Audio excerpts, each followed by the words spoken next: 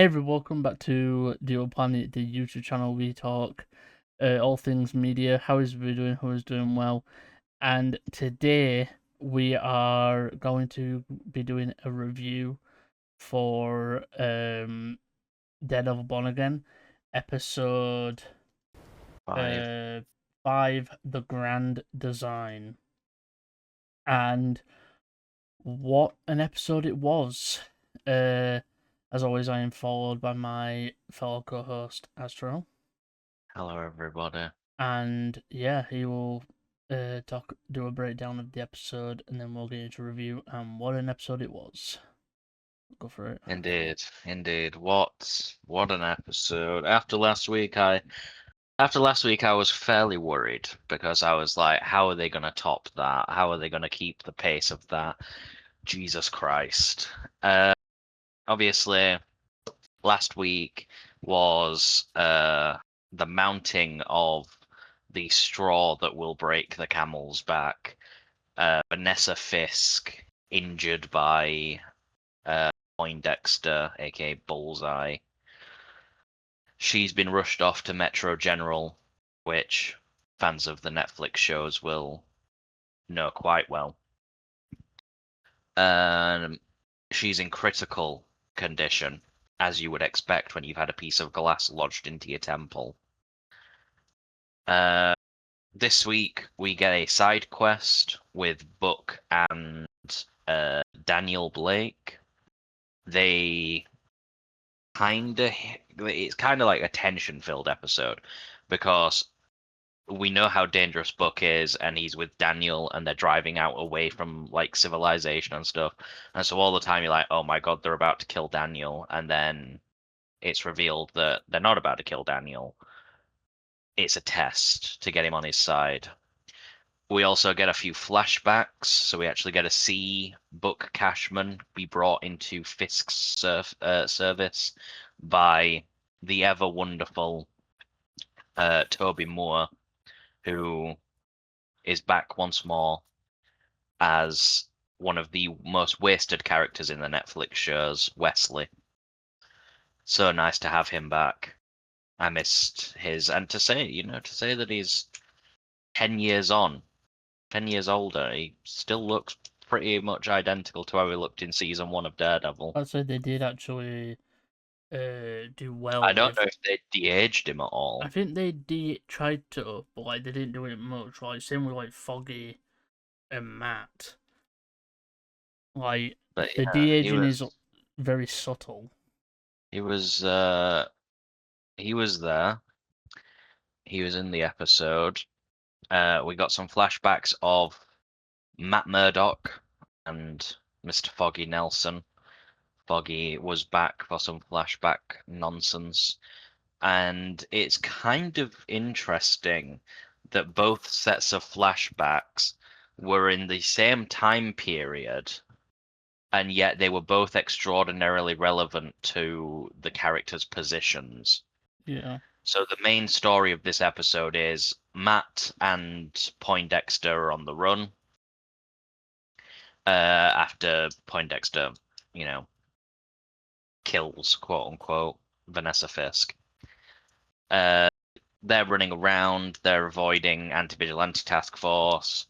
You're getting to see them sort of have this like frank discussion.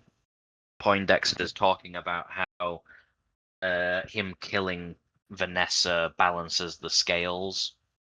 Obviously, Vanessa ordered Foggy's death. Poindexter's killed Vanessa to repay Matt. Matt is trying to repay Bullseye for throwing him off the roof because he's trying to get penance for giving in to his anger. Yeah, I mean, it's a lot of symbolism this episode, and it works really, really well. And I kind of coined on to the whole like it's a matter of fate is what they're trying to go for. Like the grand design is all about like God and stuff, and obviously religious undertones of Daredevil. One of the best shows with religious undertones, by Yeah. the way. Very. It's very, very nuanced, and it's not like, oh, look, Christianity is the best religion. It is literally just like there is a plan, and like even Foggy's calling Matt out because Matt doesn't want to use the like real law to like get a guy out of like jail because the police used a wrong search warrant. Matt knows that the guy is a bad guy and doesn't want to use it. And Foggy has to remind him, aren't you supposed to be the Christian one? Like, aren't you supposed to forgive and, go by law? And it's really, really good. Uh, Jesus Christ. Usually I would praise Charlie Cox for Matt Murdock at this point, but this week another actor has taken the mantle for best performance. Vincent fucking D'Onofrio fucking kills it. Vincent D'Onofrio, this episode is the episode that proved that the man He, is a great fucking actor. I felt every moment of He anguish, went through every stage of grief within a like matter of the moments. like the snappiness of like a person in like grief and terror. He had like the calmness of like he orders Powell, one of the anti-vigilante task force leaders, to bring Daredevil and Bullseye to him alive, and we all know what that means. Yeah. He wants to kill them himself, but he does so well. Also, Ayelet Zura, I hope I'm saying that right. Vanessa, also really well acted, especially towards the end. I haven't spoken about the end yet because it's probably the part that has literally fucking thrown me and Jordan for a loop. Um, who else? Wilson Bethel needs more recognition. The way that Bullseye is being portrayed now, I love Bullseye and Matt side by side. I really hope they turn him into like an anti-hero, like Punisher, because he is they could even go full hero because he technically doesn't need to kill people to use his ability. Like he could just use like batons like Matt does, and he'd be a non-lethal like beast. Yeah, Jesus, right. Ending of the episode, right. This episode ends. Vanessa wakes back up after being in surgery.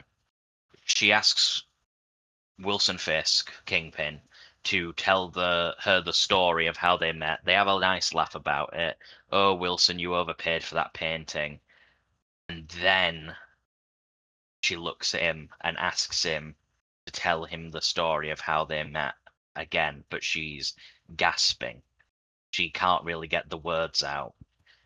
And then she seizes, and Wilson asks for help, and doctors and nurses run in. They try everything they can, but I'm fairly certain now that she's either dead or she's likely comatose. And you can see the anger on Vincent D'Onofrio's face. Yeah. He is the war that you think has started already hasn't already started because this is the point where it begins. What an episode. What a genuine From here pleasure on out, to watch. from here on out, this is where shit's about to get real. And now I'm hoping they can keep this tone and this cadence of stuff because next week is the episode entitled Requiem. Yeah, Requiem, which I believe is where Jessica Jones is set to make her reappearance. The war is finally beginning. The war is finally beginning. Let's just say I have a feeling it's going to be quite bloody. Jordan, your thoughts? I want to commend Vincent D'Onofrio on his acting. Like, holy fuck. Because that man was perfect for the role of Kingpin, of Fisk. He's definitely perfect for the role. Vanessa's actress did great. Seeing the fact that she wasn't remembering things and stuff like that, and she was acting different in that moment. Bullseye's actor, phenomenal. I gotta say, like, that guy is fucking great. And that moment where we see Bullseye, just that moment where we see Bullseye grab Matt's hand when he comes back for him, I think that was really good, and I can't wait for that. I wonder what is to come in the next episodes. I don't know what could happen, but we'll see. I just think this is definitely an episode that was very much topped. This episode topped the last one. It's like Loki level. Yeah. And I think it's going to be really fun. Because if you think about it, the original show was different because they didn't have the budget to do the level of Daredevil that they could. They did what they could. It was also disconnected from the Yeah. MCU in like a weird way. Like, Whereas this has taken place in. It was a part, but wasn't a part of it at the same time.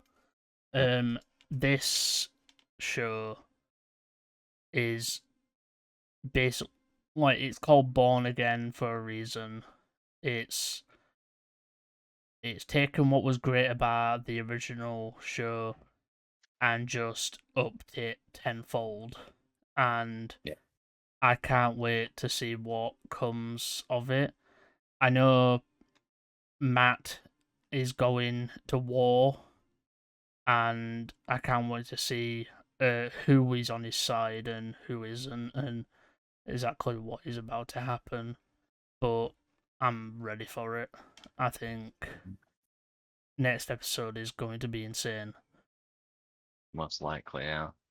I'm gonna rate this episode a 9.5. No.